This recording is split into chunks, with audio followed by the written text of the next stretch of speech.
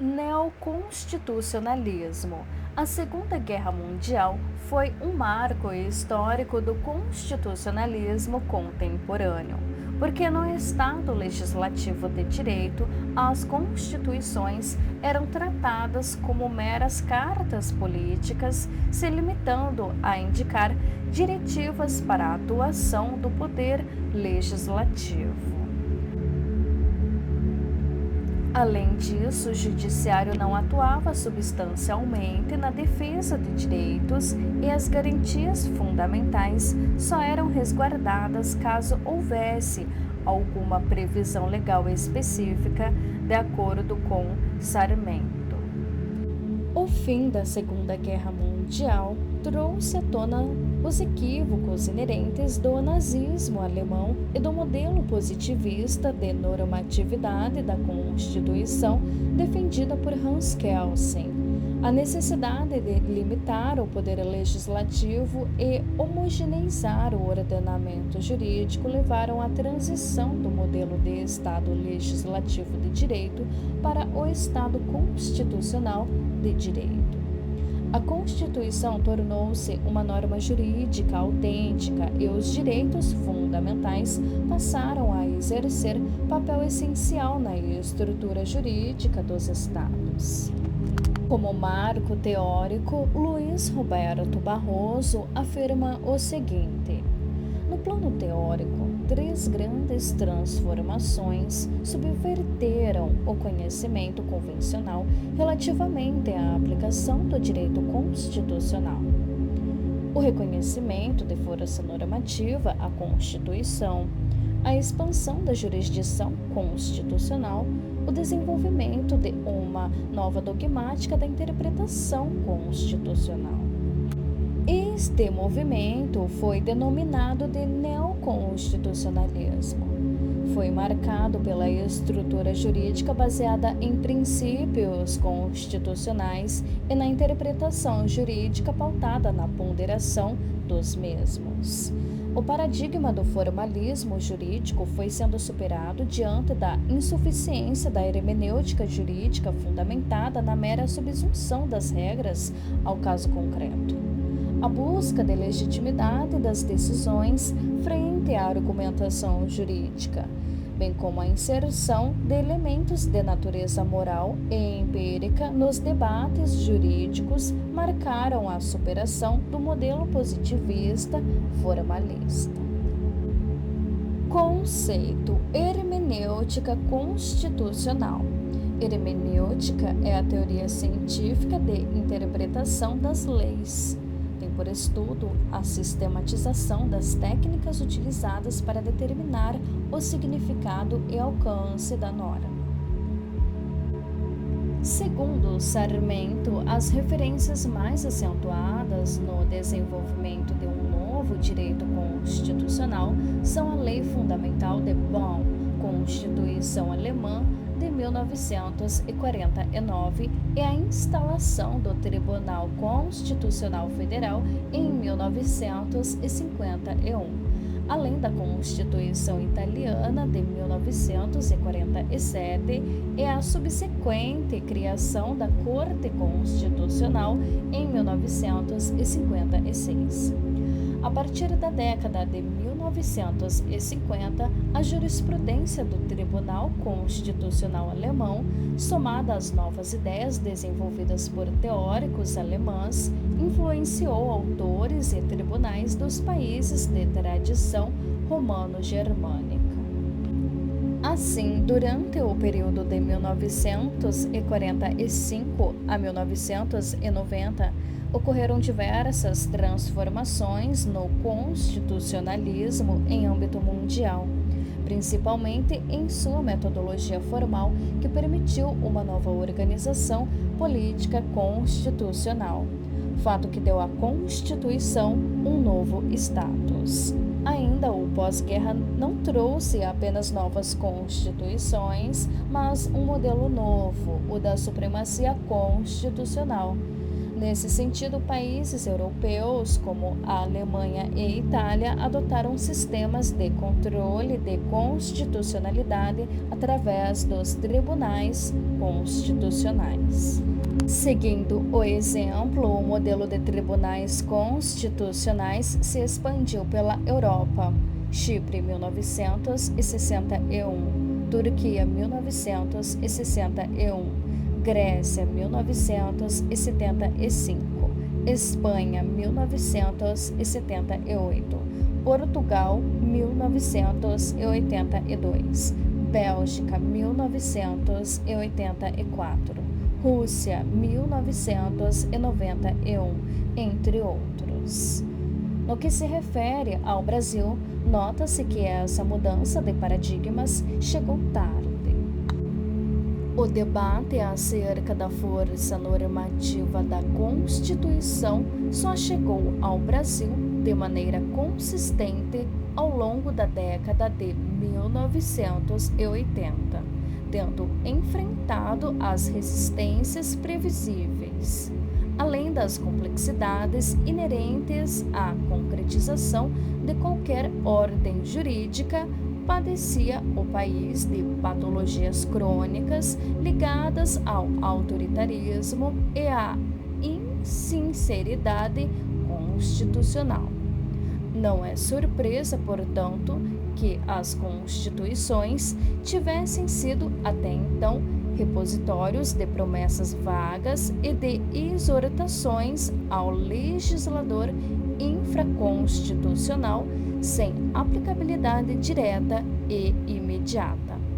Coube à Constituição de 1988, bem como a doutrina e a jurisprudência que se produziram a partir de sua promulgação, o mérito elevado de romper com a posição mais retrógrada. Outra característica importante do neoconstitucionalismo é o crescimento do papel político do Poder Judiciário, que passou a ser mais ativo na defesa dos direitos fundamentais no lugar da interpretação constitucional pelo Legislativo. O modelo tradicional de interpretação, conhecido como método da subsunção, baseado na ideia de que a solução para os conflitos jurídicos está contida no ordenamento, cabendo ao aplicador desempenhar uma função técnica para encontrá-la com os avanços do direito constitucional. Este método clássico deixou de oferecer respostas satisfatórias e, neste contexto, surgiram novas formas de compreender o papel da norma e do intérprete. Ficou evidente que a previsão geral e abstrata do texto normativo não pôde abranger a solução para todos os problemas jurídicos e ao intérprete da norma cabe o papel de valoração das normas abertas e de realização de escolhas entre soluções passíveis, completando o trabalho do legislador e participando na criação do direito. Quanto ao marco filosófico do neoconstitucionalismo, consideramos a ligação necessária entre o direito e a moral, superando as teorias reducionistas do positivismo e justnaturalismo.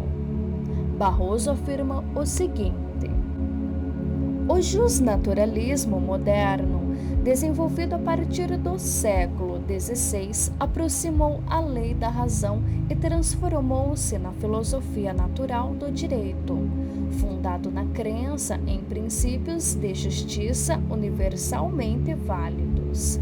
Foi o combustível das revoluções liberais e chegou ao apogeu com as constituições escritas e as codificações.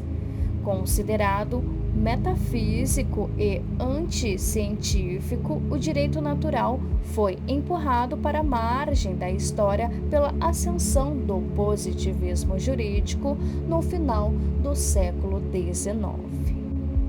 Em busca de objetividade científica, o positivismo equiparou o direito à lei.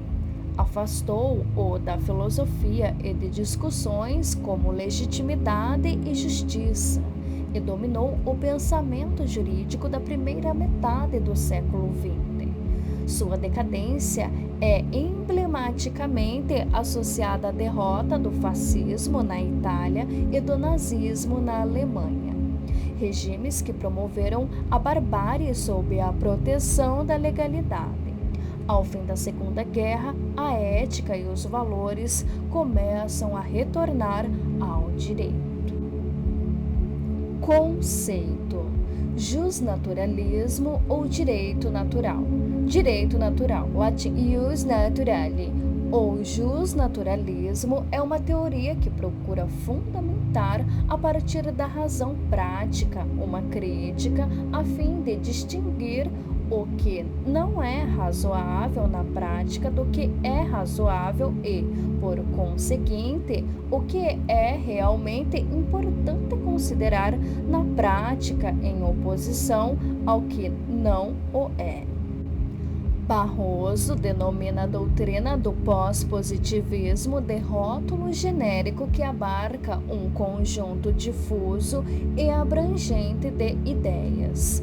Passa-se a valorizar a hermenêutica constitucional, técnica que passa a ser cada vez mais utilizada, e a argumentação jurídica apresentadas como alternativas à lógica tradicional do direito. A partir deste quadro social, político e histórico, se fez necessária a criação e aplicação de outros mecanismos capazes de proporcionar a solução de litígios e a garantia de direitos. Entre eles encontramos os métodos adequados de resolução de conflitos, que ganharam grande importância no Brasil com a Emenda Constitucional 45 de 2004 e cada vez mais exercem um papel fundamental na sociedade contemporânea. Silva Santos destaca o seguinte: no Brasil, em virtude da ineficácia das instâncias jurisdicionais oficiais do Estado, se procurou envidar o esforço necessário para implementar um sistema constituído pelos juizados informais de conciliação e arbitragem. Tal medida apresentou como características essenciais a flexibilidade, a plasticidade, a informalização e a agilidade dos seus procedimentos práticos, propiciando condições melhores de garantir a operacionalização de formas extrajudiciais de resolução de conflitos e de acesso à justiça pelos setores menos privilegiados, enfim, das grandes parcelas da população. Nesse sentido, pode-se dizer que existem outros níveis de instâncias legislativas e jurisdicionais que, embora não estatais, podem ser consideradas autênticas e justas. De acordo com Walkmer, essa prática não estatal é chamada por alguns autores de alternativa, baseada fundamentalmente nos movimentos dos setores oprimidos e marginalizados. É importante estar atento porque a expressão alternativo-alternativa não sugere a exclusão ao método convencional, mas a inclusão de novos métodos. Tratam-se de procedimentos não estatais que envolvem padrões de conduta normativos e a resolução de conflitos de forma consensual, que podem ser utilizados pelos mais diversos setores sociais e com a validade de decisão estatal, inclusive mais justa que uma sentença, pois foi feita a partir da vontade das partes.